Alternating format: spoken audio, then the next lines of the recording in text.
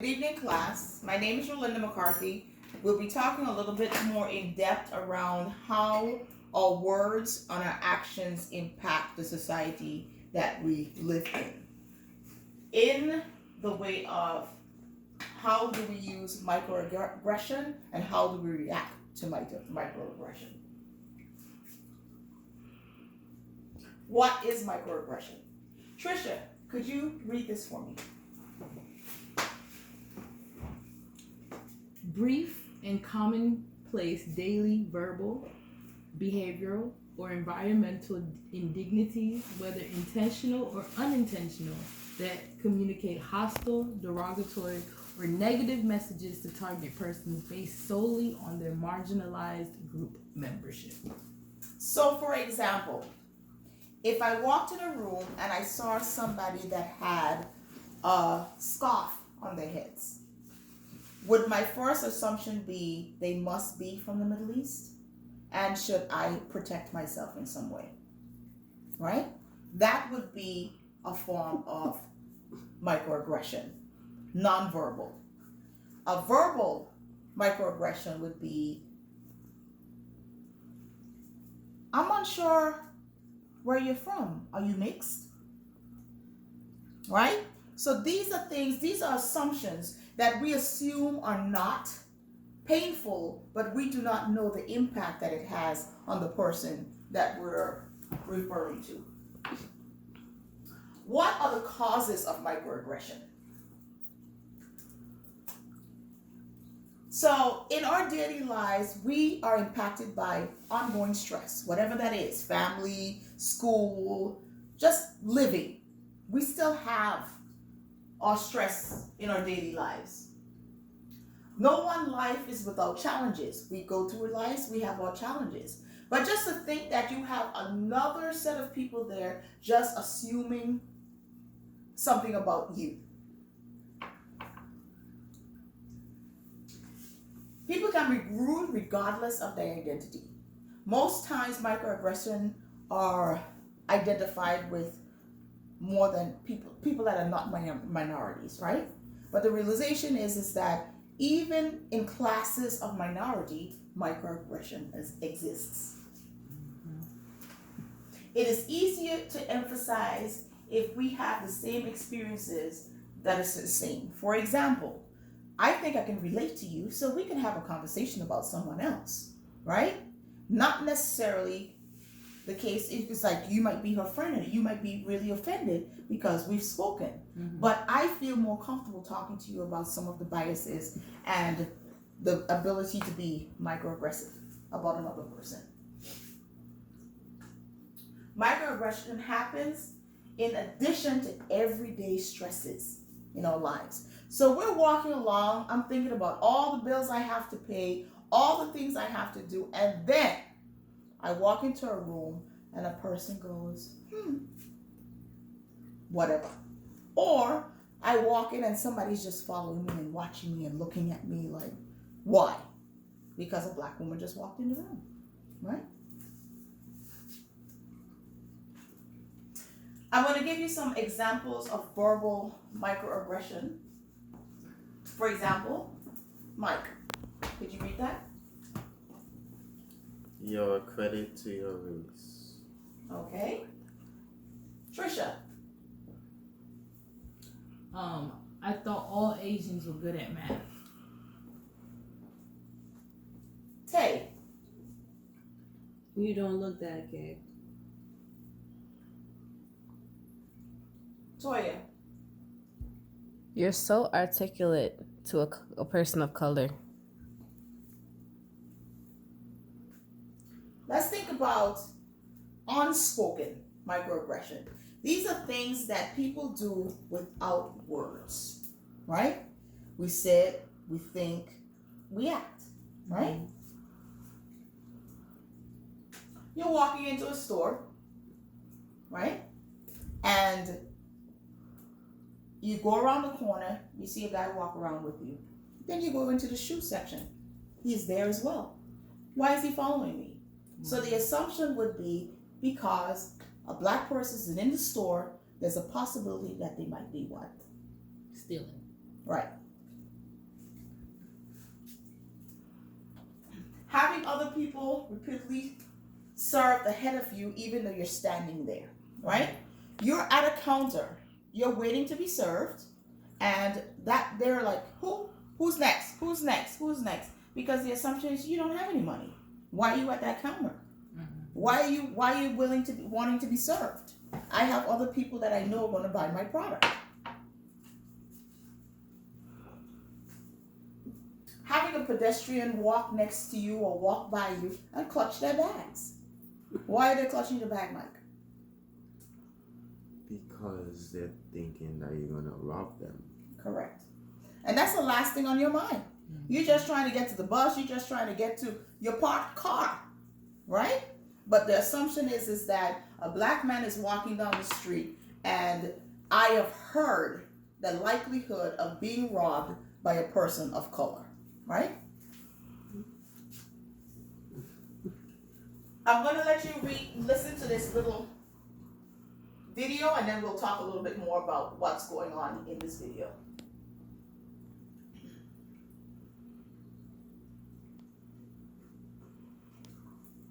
Can you hear? Hi there. Hi. Nice day, huh? Yeah, finally, right? Where are you from? Your English is perfect. San Diego. We speak English there. Oh, I know that. Where are you from?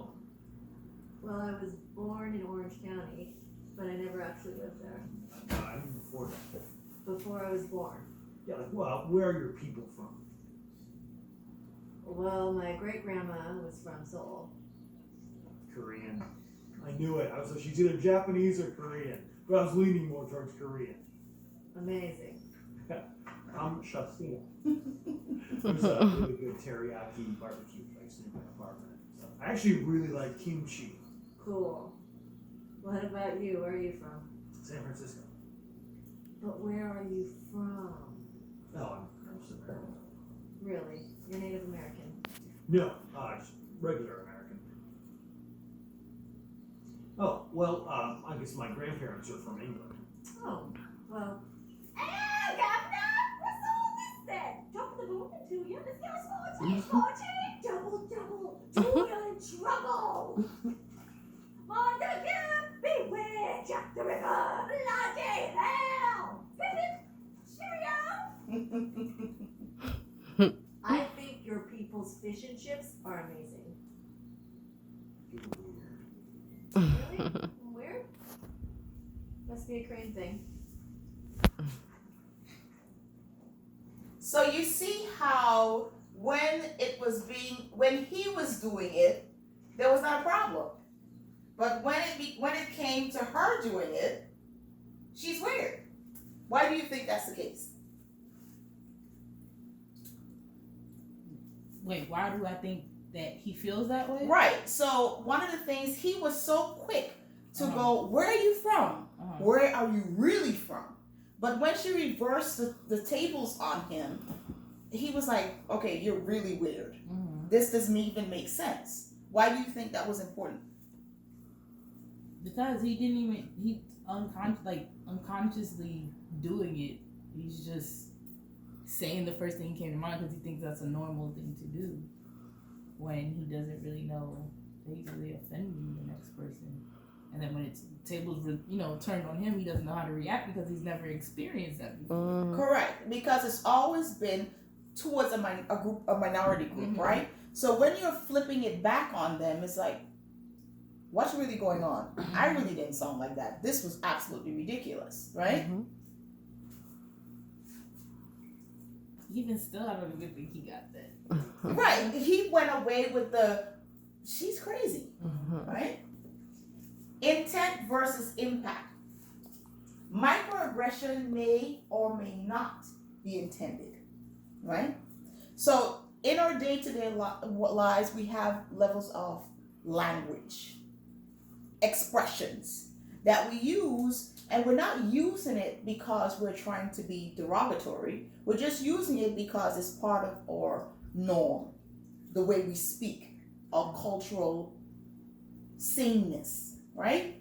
So let's think about some of the ways in the way we speak that can impact another person's life. Let's give some examples of how we have exhibited microaggression in our day-to-day lives. I could give an example of how someone's exhibited towards me. Yeah, that's fine. Oh, you're light skinned with long hair, so you must be mixed. Or you must think you're better than the next person. Okay. Tay. Oh, you're too beautiful to be Asian. Okay. You're too beautiful to be Haitian. Mike. Or you from the islands, you must be Jamaican. Ah, right. Toya. I remember like in high school it was a thing to be like, "What's up, man?" And like even the white kids would do it, and you're just like, "No, no, that's not the same." Correct. So the impact of microaggression can be frequent, painful, and cumulative. The impact on the receiver is what matters, right? So it's not about how you are behaving to the person, but the impact that your words are having on someone else. In our society, we're very open on what we're saying and how we're saying it, but not really reflecting on how our actions and our words are impacting someone else's life. Remember back in a couple of slides before, we already have stresses in our lives. We already have things that we're thinking about. So somebody coming up and not consciously thinking of how they're behaving and how they're acting, they're now putting even additional pressure on our lives, because now we have to figure out, are we supposed to sit this way, walk this way, speak this way? How do we now address or build ourselves in a way where microaggression does not come towards us, right? Why do we say and do the things that we do? We talked about who we are, the environment that we've lived in, our culture, just our norms. We're human beings, right? Or unconscious biases. What's a bias? Anybody? Just An Having, idea yeah. about something, or having like a opinion about Or something. like Like a a pet opposing opinion about An something. assumption. An An assumption. Yeah. assumption. That's good. Assumption. Correct. Yeah. So because somebody's walking a certain way, you just assume that that person has to have something else, right? I'm wearing a long skirt, so the assumption is that what? I must be from some kind of cult or something because I'm wearing this long skirt. When I walked in the room, what were some of the assumptions that you had of me? You're a lesbian Why? because you have short hair. Okay. What else? You don't play no games. Because I'm You serious. Jamaican. Okay. Because your hair is Because of the color of my hair. short and yeah. Okay, so those are some assumptions that you made, right? So I'm not Jamaican, right? And I'm not gay. But it doesn't matter. But the thing is that this was an assumption, just me walking in the room without you really getting to know me, right? Ignorance.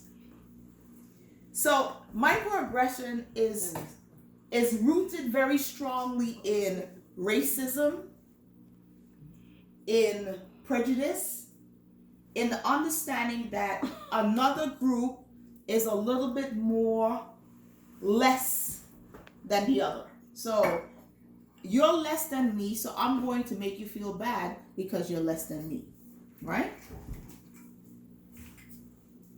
Prejudice. This is a way of normalizing their bad behavior. If I say certain things, then it's okay because it comes from where I came from, right? Provocation. So all of these things make up the roots of microaggression. So it's ignorance, not really getting to know the person around you or in the environment that you're in, not getting to know their culture, not getting to know who they are, and just assuming that you know based on conversations you might have had with someone else.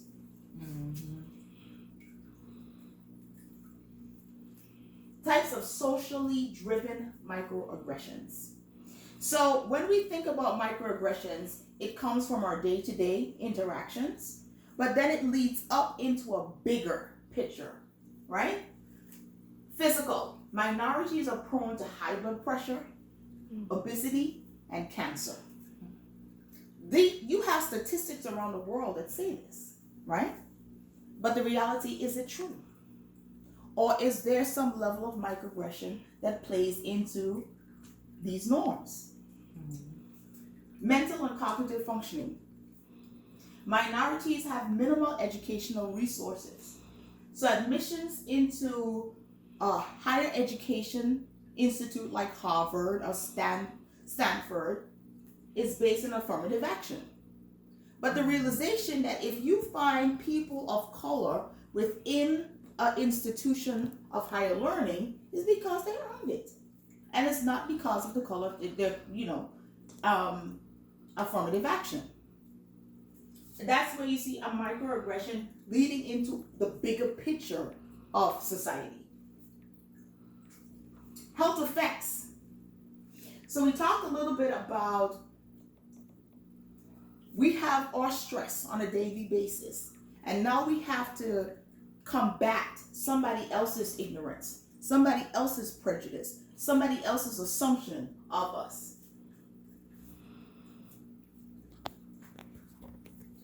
Because of these effects, conscious society, racial minorities get sick at a younger age. So we have all the stresses of making sure we care for our family, making sure all these things, and now we have to counteract somebody else's assumption of us.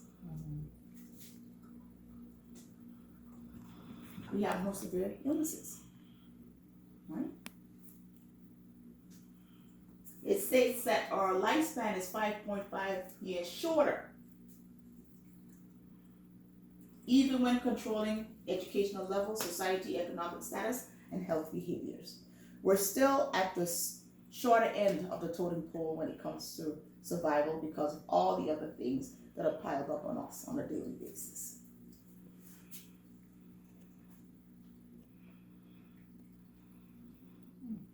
Let's think about the effects of cognitive functioning when it comes to microaggression. Ambiguity consumes cognitive resources. Somebody said something really weird to you. For example, oh, you got that promotion. I would never have thought a person like you would have gotten a promotion like that. You worked very hard for that promotion. But now you have somebody now questioning your ability to have that position. You start thinking. You start wondering, how dare them? How could they say that about me? I worked really hard. Do they know how many nights I had to stay up? I had to not go to my child's soccer practice in order to get this position. As a result, it decreases performance and the ability to focus on other cognitive tasks. I have reports that are due, but now I have to think of, why would they even think about that? Who else is thinking about that? Are they really thinking about that in the office, on the campus? Do they know how hard I worked? So this is really important to understand how microaggression at its lowest term impacts us on this bigger scale. If prejudice is ambiguity, we react with anxiety and inaction. Freeze. I don't want to be the angry black woman. So should I say something? Should I not say something? Should I just walk away? But then, all day, I'm thinking about how it affects me. What are the ways I could have said something else? Do you guys have examples of how that has affected you in that way? Within the workplace, within school? Ms. Wire? Oh, yes, I I had a coworker that, had a issue with a conversation we had while I was in the middle of work. They just approached me. They said what they needed to say, and I had to instantly think about how I was going to react. And, all throughout the day, I'm just replaying this whole experience. Correct. Because, It impacts it impacts you. Yeah. Yeah. So we see how much additional stress microaggression puts on our lives on a daily basis. If it's blatant, we act hostility and defensive action. So, oh, you got the nerve to say that to me? Who are you? Right? So, sometimes we can't react the way we want to. Sometimes we do. But at the end of the day, we're still thinking about it in our mind. It impacts how we now make our next choice, right? It impacts how we make our next choice. You have an example, Trisha? Yeah, when we went to the beauty supply store that day, Mm-hmm. I had on a jean jacket, and the back of the jacket is really ripped up.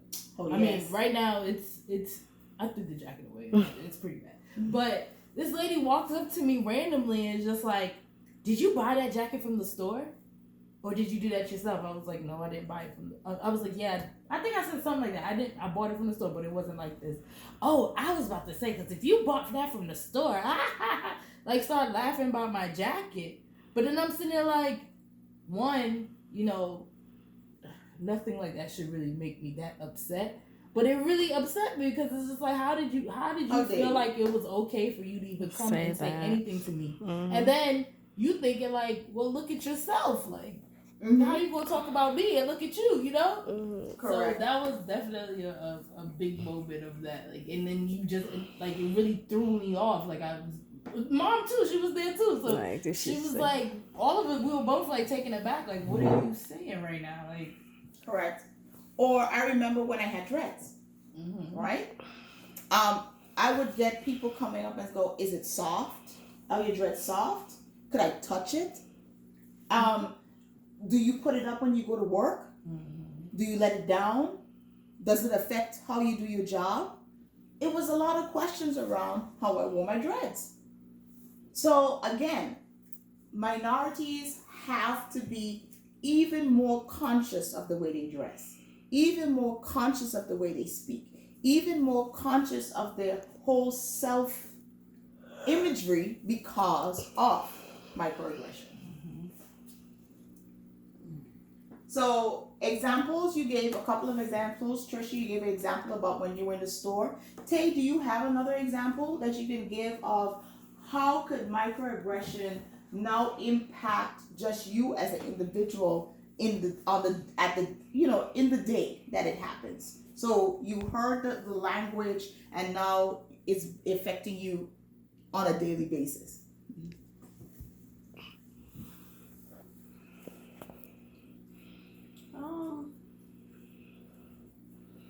Well, yeah. Pretty much, like I mentioned, there was an issue with my coworker, and she never addressed the issue, the elephant in the room. So instead, she actually made it turn into a bigger thing than what it was, and she actually came instead of speaking to me as a, individually. She actually made it made a scene at work, and to me that just left me just completely upset. The fact that she came about the situation, and the whole day just had me thinking of what I should have done or what I should right? do. Yeah. Right. And then you felt yourself getting more aggressive, the anxiety level going up, that kind of a way, right? So we see how it starts by this because they just assume that they can say whatever they want and it doesn't impact. But in our minds, we're like, I've worked so hard, I've done so much, I've been this way. Now here I go. Here it goes. Right?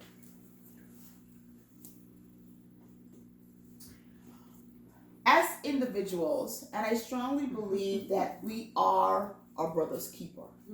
We are impacted and we impact the world that we live in. So we have to be extremely conscious of how we do this. So as students, how do we change the perceptions? How do we help with changing the idea of microaggression within our society? What is currently being implemented in society to decrease microaggression? Give me some examples. Watching what we say, being mindful of what we say, Mm-hmm. thinking about what we say. Sorry, that's better. That's Before okay. we speak. Right? Many schools have started their own microaggression projects, often on Tumblr. So you can, if you think about something, you can start like just because you guys are a lot on social media. So use social media as a tool that you can help with microaggression. Like the videos that you see that happening talk about how do we prevent microaggression in our daily lives. There's a video, I Too Am Harvard, and a set of young people talk about the impacts of language on the campus of Harvard, where they did not feel like they belonged. And then they talked about how they took back the power and prevented people from talking about, oh, should you have been there? Are you here because of affirmative action? You know, they were like, no, I'm here because I deserve to be here. Harvard is for me too. So I strongly advise that you look at this video. These are some of the quotes these young people came out. For example, you look at this young lady, the assumption is that she speaks Spanish. She says, you don't know why I speak Spanish. You just assumed it because I look that way. Michael, what does it say? So, you're Chinese, right? Right? This weird assumption that that's where we are. Trisha? Don't you wish you're white? Mhm. You were white just like the rest of us. This assumption, right? Because you're in a highly educated environment with a set of people you are supposed to totally want to assimilate into that culture. Trisha? I'm not being homophobic. Yeah, You're just being too sensitive. Correct. So when somebody talks about how you feel, how they feel about what you said, you have to be conscious and understand that it's valid. It's a valid pain. It's a valid concern for them. Michael? When people think it's weird that I listen to Carrie Underwood. Right? No, you're white. Are you a man or a woman? So why would that even be a question? Just accept a person for who they are. Mhm. Trisha? The limited representation of my race in your classroom does not make me the voice of all black people. Right? You're sitting in a class where you are the minority and they bring up, like today, it's February, so it's Black History Month. Talk your stuff. So I'm supposed to be the class expert on Black history, right? Why do you sound white? My mother always said, white people do not corner the market on speaking properly. Anyone that has education can speak properly, right? You don't sound black. You sound smart. How do you differentiate sounding smart with not sounding black? Just because I'm Mexican, that doesn't mean I should should be the automatic first choice for the role of Dora Explorer in the high school skit. Or Harriet Tubman, Oh, Mhm. black people. right? Or Martin Luther King, Mhm. right? Can you see as much as white people you know because of your eyes? What are you? Human. Being biracial doesn't make me a what? Right, exactly. So just because I might not look a certain way doesn't make me less human. You're really pretty for a dark-skinned girl. Correct. When standing next to my mom, why is your daughter so white? You don't act like a normal black person. You know? You know?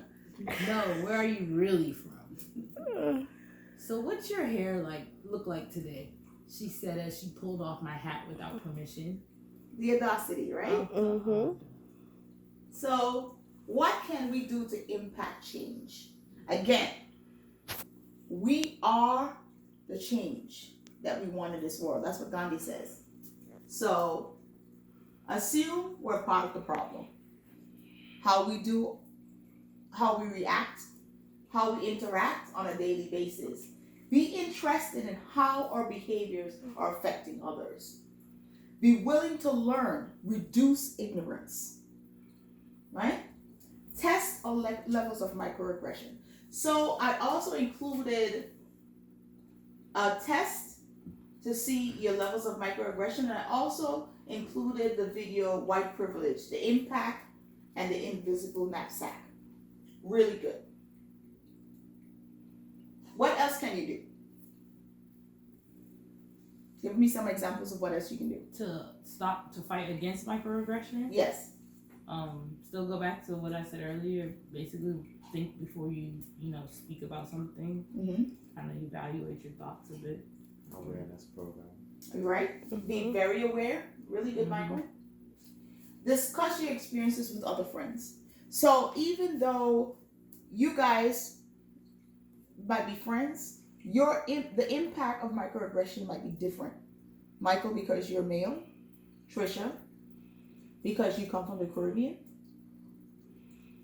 Latoya, because you have lived in South Florida. So there's so many different things that it will impact you different. Talk about what that is and kind of formulate a plan of how you could positively change the way people speak. Believe others if they express that they're victims. If they say this is bothering them, appreciate the fact that they're saying it and step away. Respect, right? Be willing to speak up. If something really affected you, I'm sorry. That's not something I would accept you to say. I don't think that's important. That's not right. Right? Mm-hmm. You're hurting my feelings. Mm-hmm. Be open-minded to feedback. So if you are the microaggressor, you have to be able to say, you know what? You are correct. I apologize. So you're reducing the stress that person is having. Any questions? No. Very insightful. Mm-hmm. I thank you guys for taking the time to spend with me and talk about what microaggression is and how it has impacted your lives. As I said, that we are a brothers and sisters keeper. So as we move forward, it's important that we are very conscious of how we interact within this world. Right? Mm-hmm. Like, as I said, Gandhi says, we have to be the change that we're willing to see in this world. Thank you very much.